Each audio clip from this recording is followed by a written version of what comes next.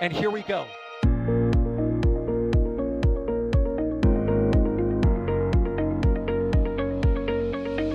have liftoff. Propulsion continues to be nominal.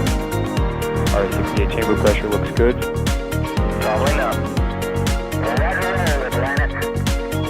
Water towers fly! Yes! Tango down to nominal. Flight downside FD off. Bring in FD off. Off. It's orange! Orange 25! Oh my god! Oh my god! Decollage. What is it? Put that in the big bag, Eagle. 343 unfolds to go. Indeed. We rise together, back to the moon and beyond. If the methane will be igniting in the flare, correct? Yikes. You good? We don't need any more of these.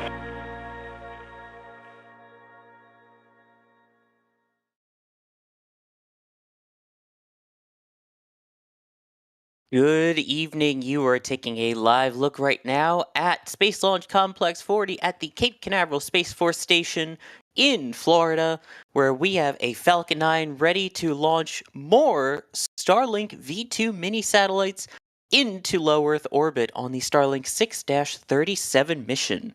I am Sawyer Rosenstein, and I will be your host for this evening's launch attempt. Seeing a whole bunch of 5x5s in chat, which is great, because that means that you can hear me. And I won't be the only one that you'll be hearing. You'll also be hearing from my fantastic co-host for the evening, Ian Atkinson. Ian, how's it going? It's going great as always, Sawyer. Love to see early evening Starlink if all goes according to plan here tonight. But yeah, excited to get this done and over with quick. Or I shouldn't say that. I get it early. I like seeing this, and I like taking our time with launches. Yeah, just trying to get rid of chat already that fast, huh? Just get out of here. I now. love you, Chad. I love the viewers. I love my job. And the other voice out in the field tonight, Julia Bergeron. Julia, how's it going? Well, good evening, Sawyer, and good evening, everyone. It is finally starting to clear as far as the skies and the clouds go, and the reason for that is because it is nice and windy here on the coast of Titusville. But I'm ready for a launch. Hope you all are too. We absolutely are. And you may have noticed that in the time we've been talking, we've had two feeds of the view of the rocket, this wide shot here and then a close-up. And that is courtesy of Max Evans out in the field tonight, who we have the broadcast camera and has brought out a very large lens, the VLL, here at NSF, to get us these super up-close views of the rocket, not only on the pad, but hopefully as well during the flight. So that's something we'll keep an eye on as we test that out brand new this evening stream. See, you come to a Starlink stream, there's always something new. You know I love to find that. And then we have Jay, who will be behind the scenes, pushing the buttons, pulling the levers, and bringing all of these fantastic views to you as well. All right, Ian, can you give us, in the meantime here, a quick update on what this mission is and what we can expect to see? Sure. So, like Sawyer mentioned, this is Starlink Group 6-37, meaning this is the 37th mission as part of the 6th group of Starlink satellites. So this will be taking 23 Starlink V2 mini satellites into low Earth orbit. If anyone here is unaware with what V2 mini means, there have been really three major versions of Starlink so far: V1, V1.5, and V2 mini. Now, contrary to its name, V2 mini is larger than V1.5. There's a very large naming scheme. It's a bit of history to get into, so I'll go over. I'll ignore that for right now. But yeah, so sending up 23 V2 mini satellites, which are currently the most advanced and capable Starlink satellites that SpaceX has produced. Now, like I said, this will be for SpaceX's Starlink constellation, which is a constellation of thousands of low Earth orbit internet access satellites. Now, this is going to be SpaceX's fourth launch of 2024, which is they're already kicking off the year with a great start. 4 launches in 13 days if everything goes to plan. This will be on booster 1073, which is making its 12th flight. It's followed on by around 7 Starlink flights, and Julie is actually going to give us a bit of an overview in a little bit as to this booster's exact history. Now, on this mission today, like with all Starlink launches in the past, this will have a downrange landing on SpaceX's Droneship, a Shortfall of Gravitas. It's positioned roughly 600 kilometers downrange to the southeast near the Bahamas. Now, that's going to be happening in roughly 30 minutes. And what we're going to be going over in the next few minutes, we're going to be seeing RP1 and liquid oxygen loading beginning on the first stage and second stage. On the second stage, there will only be RP1 loading going on at this point, followed by at T-minus 16 minutes, second stage liquid oxygen loading. At T-minus 7 minutes, we're going to get into engine chill, where a small amount of RP1 and liquid oxygen are flowed through the engine to begin chilling it for launch. And then at T-minus 1 minute is when things start to get exciting. We'll have the tanks pressurizing for flight, the computers taking over control of the count, and we'll give you a bit more of a detailed overview as we get closer in the countdown. But that's what we can expect to see tonight with Starlink Group 6-37. And speaking of the countdown, you may have just noticed in the top left of your screen, the clock has changed dramatically. That is because SpaceX has now announced a new T0 time of 8:42 p.m. Eastern Standard Time, 8:42:50 for those of you that like it to the second. They have not yet said the reason for this delay. Going into tonight, weather was 70% go. That's the last that we've heard. So it's unclear as to exactly why it's pushed yet. As soon as we know, we will let you know. But we're going to stick around here with you, so we will keep an eye out here with these gorgeous new views like this, as we are, as you saw on the screen, live ahead of this mission. So speaking of the booster on this mission, Julia, can you tell us a little bit about tonight's 12th flown booster? Well, I certainly can. Tonight we have booster 1073 on the pad, and as you said, this is slated to be the 12th flight.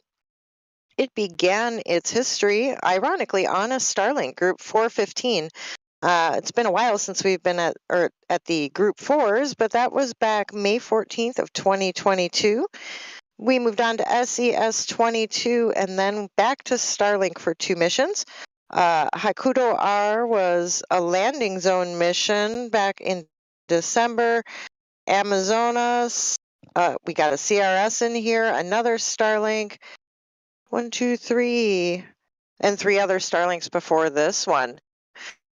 Now, fun fact about this mission and our assets at sea, a Shortfall of Gravitas actually made a speedy trek out to the landing zone, and they left port with less than 48 hours to go before launch, which means we had the big boy tugging this one, and that would be Signet Warhorse.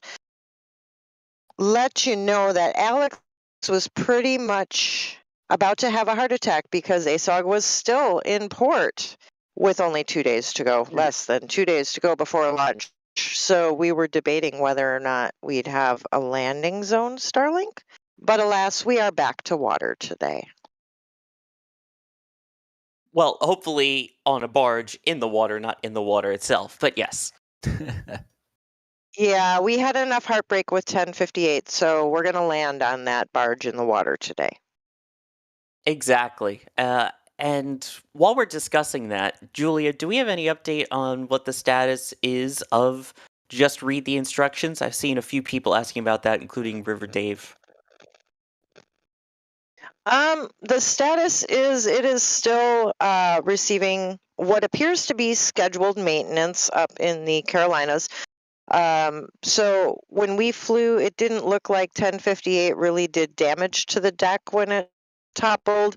The reality of the situation is just read the instructions is older, and it is very battle scarred right now. I anticipate we'll see a fresh coat of paint, some new paint on the deck. Who knows? Maybe they'll trim some of the deck. Hard to say. But Nope, it's out of commission at the moment, but that's okay because we have a lot of landing zone missions coming up right now. That is very true. In fact, I believe the next Cape launch after this, Axiom 3, will have a land landing. Want to thank some That support. is correct. I want to thank some support that we've been getting in the meantime here, even with the extended countdown now. Todd Johnson, thank you for gifting 5 Red Team memberships. Apocalypse Cow, thank you for gifting 10 Red Team memberships. Coco Cats, thank you for gifting a Red Team membership. Sideshow Bob, thank you for gifting a Red Team membership. And Musical Wolves, a name we see quite often, who usually has some good questions, coming in with another good one here. And I'll put this one to Ian. Are these Starlinks also cell compatible? Yes, so as far as we know, these are not. SpaceX has only begun testing them on a small scale. So on one of the most recent Vandenberg launches, I believe there were 6 direct-to-cell Starlink satellites. So much like how they started with Starlink itself, they're starting off direct-to-cell and sort of a limited capacity to understand how the satellites work, figure out any bugs before they begin mass production and mass launches of satellites. So it's likely going to be a little bit until we see some more direct-to-cell satellites coming up. There's going to be a period of bug fixing and redesigning as they test out the initial 6. Right, and we have seen tweets or posts or X's or whatever's from people that work at SpaceX of them testing out the cell to satellite to cell capability. And I mean, it is really cool. It's going to be great once it's up and running for more people, but the fact that it's already up and demonstrated with the few satellites that they do have makes it more exciting when they do get to this concept of, hey, yeah, you can have satellite internet on your phone too, so don't worry about cell towers, just worry about satellites. And it's really exciting too, in terms of like I guess safety aspect too. I know I have a lot of friends who like hiking out in nature or going off-roading out in nature, and oftentimes there's no cell towers. So if there's an accident, God forbid, if someone gets injured or if you get a flat tire, your engine won't start. Having that ability to, no matter where you go, at least get basic text and call connectivity, that's going to save many lives per year, and I think that in itself is an excellent capability for them to have. It is, and it's funny because years ago I used to joke with my mom about all of this of why does it take so long to download or why is it taking forever to connect? I said, "Well, Mom, it has to bounce off of all these different satellites and then get back to you." Well, now it's actually becoming a reality. So sorry for lying to you for so many years, Mom. That's a true story, actually. Let's see here. We have Al asking here, saying, thanks for presenting. What is the trajectory today? Northeast or southeast? Love to see it fly over your area, which would have been 26 north latitude. Ian? So this booster is like all recent Starlink launches, all Group 6 launches, I should say. It's going to be flying on a southeast trajectory. So it's going to be going over the Bahamas somewhat, and this first stage and the fairings will be landing about northeast of the Bahamas. The reason they like to do it down there is, first off, there's a lot lower chance for nasty winter weather down there in that portion of the ocean. So that's really nice if you want to bring back your booster unscathed. I don't want to discuss that. It's also really nice too because you don't need to launch northeast, and your closure zones are in, I guess, less occupied territory, you could say. If you launch to the northeast, you're going to be blocking flights coming out of Orlando to Europe and coming from Europe to Orlando, and that can, if you're launching dozens of times per month, that really can cause issues. So they really like to launch to the southeast for kind of a combination of those factors there. A lot less traffic, it's much calmer out there, and you disrupt flights less. Yeah, you don't want to anger the Mickey Mouse. You do not want to anger the mouse. Nope. A reminder, if you have any questions, you can tag us at NASA Spaceflight, and we will do our very best to answer as many of them as we can here as we continue counting down to the new T0 for those who are just joining us of 8:52. So you can see there in the top left, basically 1 hour, 11 minutes from now. Here's a question for both of you, and I'll chime in as well afterwards. Joe Kangas is asking, when do you think we will hit Flight 20 on a booster?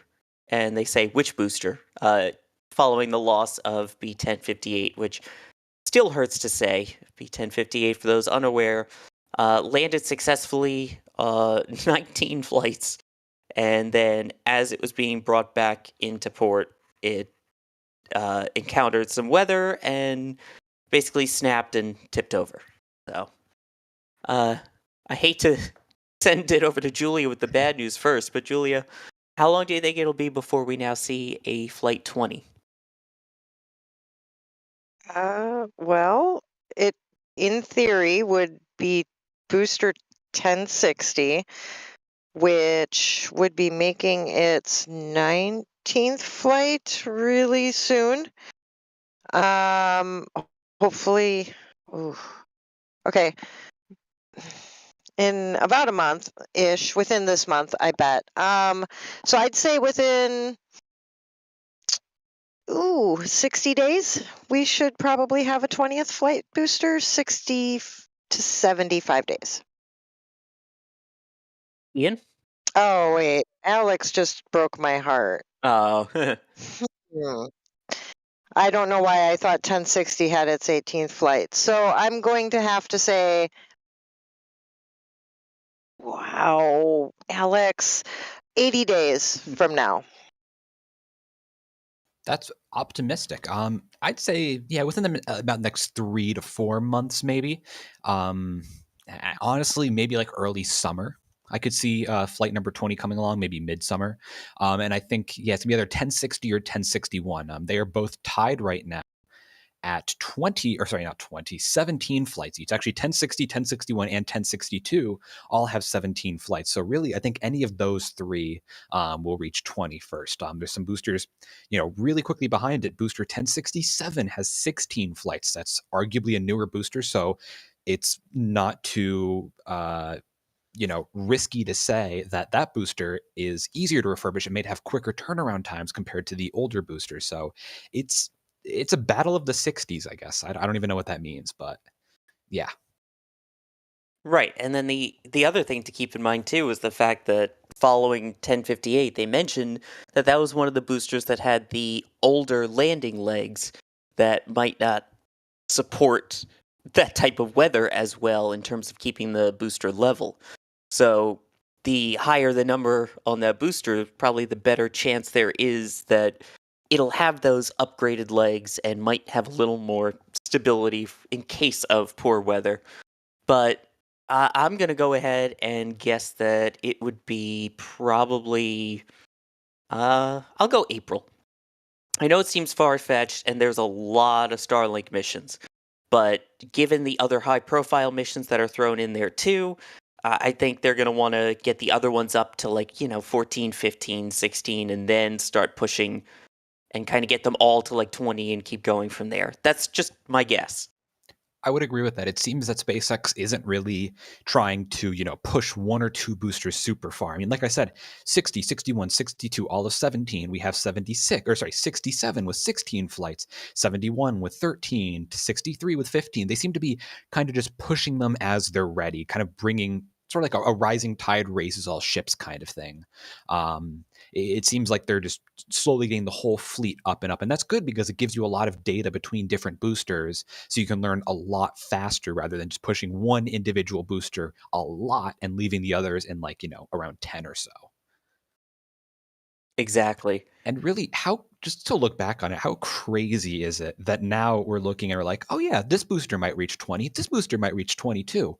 And look back 7 years ago and be like, it'd be impressive if they reach 2. 3 would be incredible. And now we're just like, yeah, they're well above a dozen, but that's like rookie numbers right now. Like, what has become of the spaceflight industry? This rocket is incredible. It's the little rocket that could here.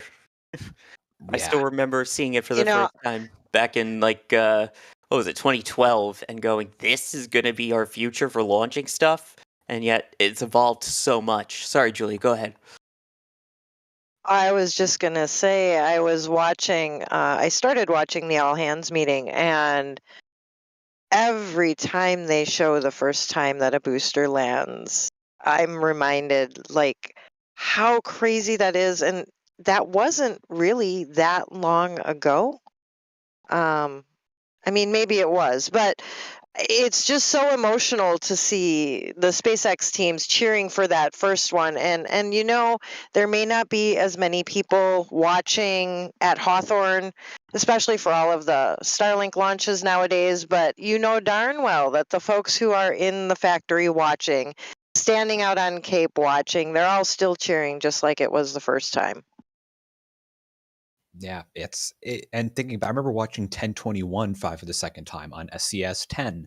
That was crazy to see because it really validated that it works. Seeing MECO and stage separation on that flight was such like a revolution to me because it showed, hey, they really know what they're doing. This is possible. Why has this not happened before? And now in the past 2 years, SpaceX has really cemented their lead on the industry, and everyone else is trying to catch up. And they've revolutionized launch vehicles with this one rocket. Now, I do have to address the Elon-sized elephant in the room here that was brought up just the other day, basically saying that they plan to certify Falcon boosters to up to 40 flights, 40, which would beat out the number of flights of any space shuttle, which would be unbelievable to me. But what are your thoughts? Do you think that we'll actually see 40 flights? And if so, how far away are we from that? Ian, I'll start with you.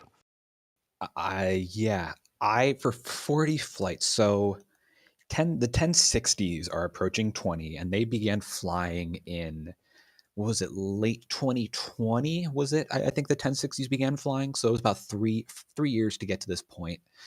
And given that they're slowly trickling in new boosters, I'd say on the order of maybe about 5 years, maybe 3, to reach 40. I'd say 3 to 5 seems reasonable to me. That's going to be an incredible challenge pushing the vehicles that far. I mean, the space shuttles, they're infamous for, having quite a bit of refurbishment between each flight. But yeah, that's going to be a very, very big challenge. But I think it's something that they absolutely can do, and something that is going to give them an incredible amount of data as to how refurbishing a launch vehicle for that many flights works. That's something that's going to be very helpful for Starship.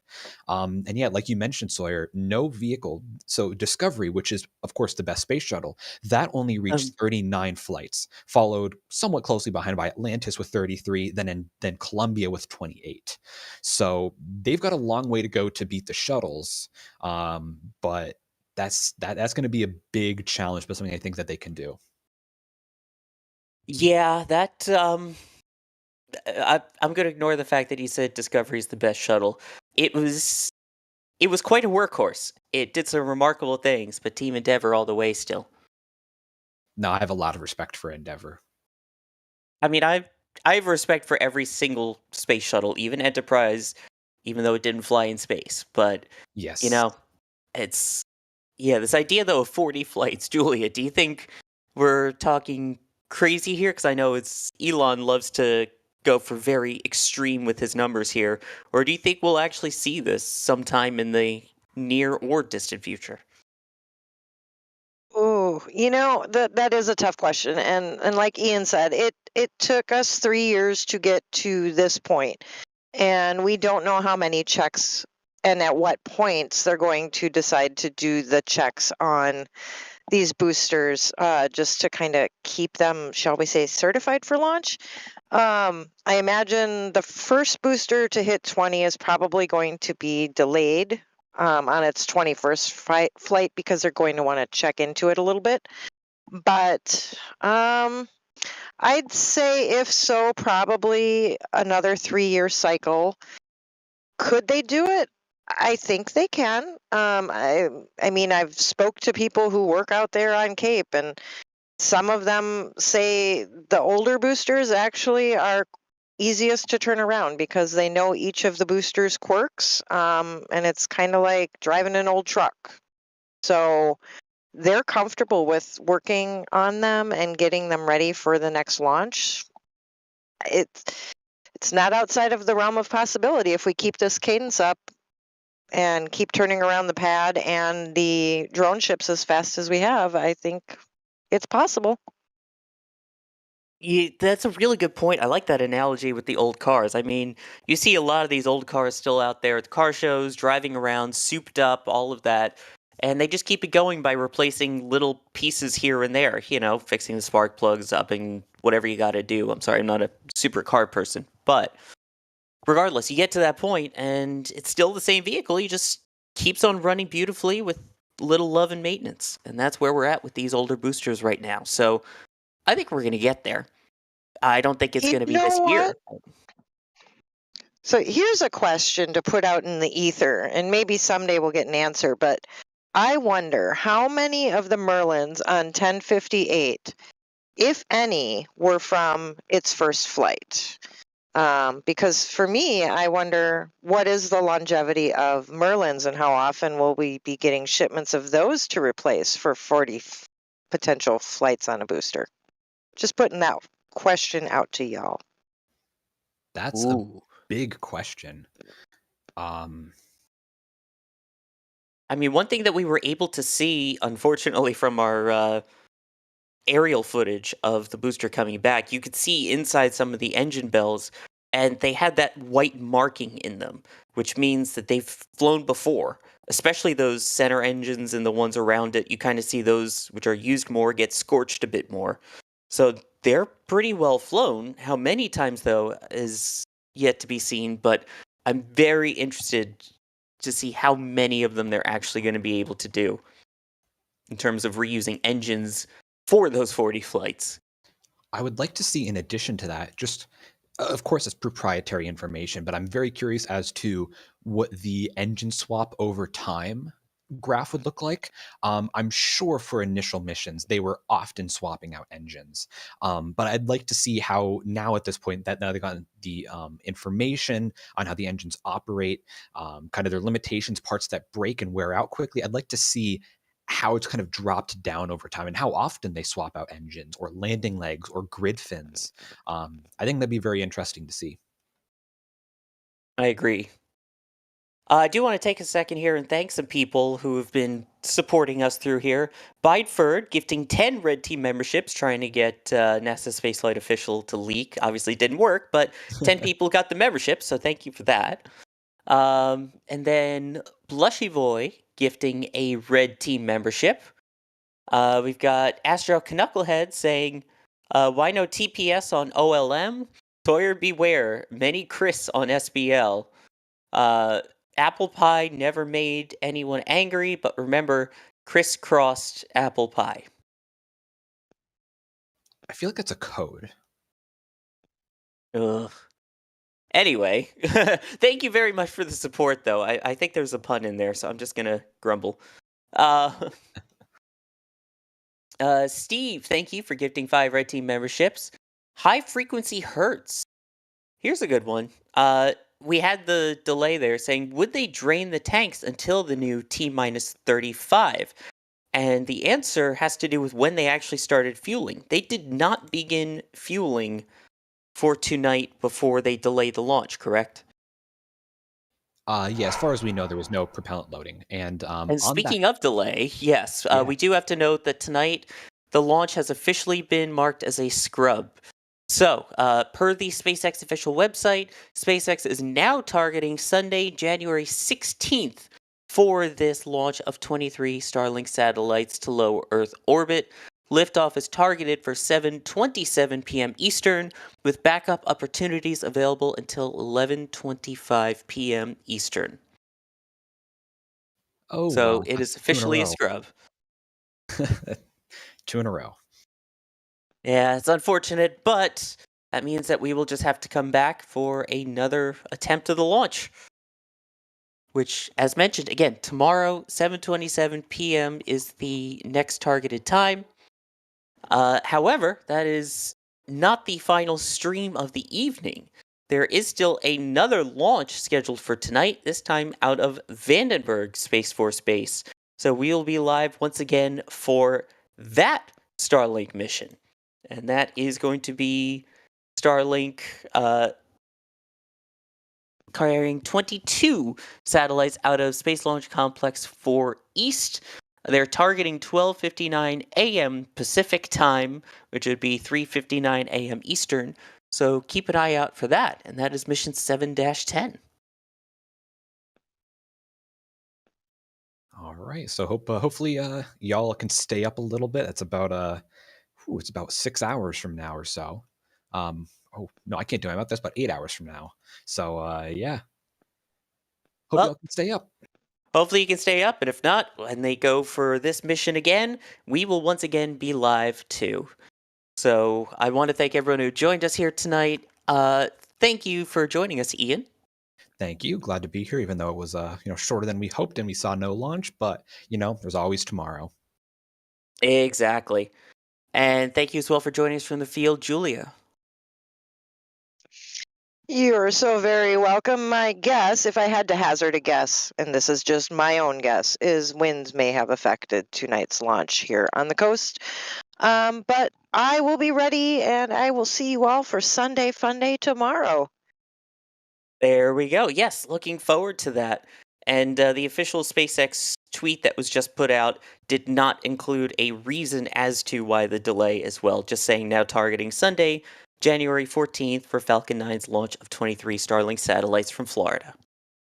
Also want to thank Max Evans, who's out in the field bringing in all the different camera views here for us tonight, both the wide angle here and up close.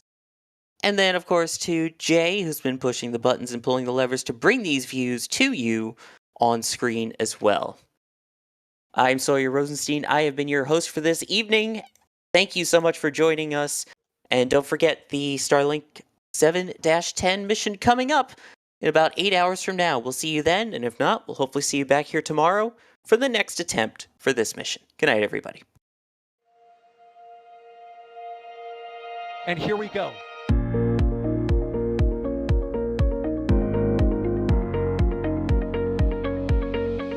We have liftoff. Propulsion continues to be nominal. R68 chamber pressure looks good. Following up. Roger, roger, planet. Water towers fly! Yes!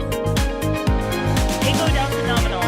Flight downside FD off. Bring in FD off. Off. It's orange! 145! Oh my god! Décollage. Put that in the big bag, 343 unfolds to go. Indeed. We rise together, back to the moon and beyond. The methane will be igniting in the flare, correct? Yikes. You dead? Sure. We don't need any more of these.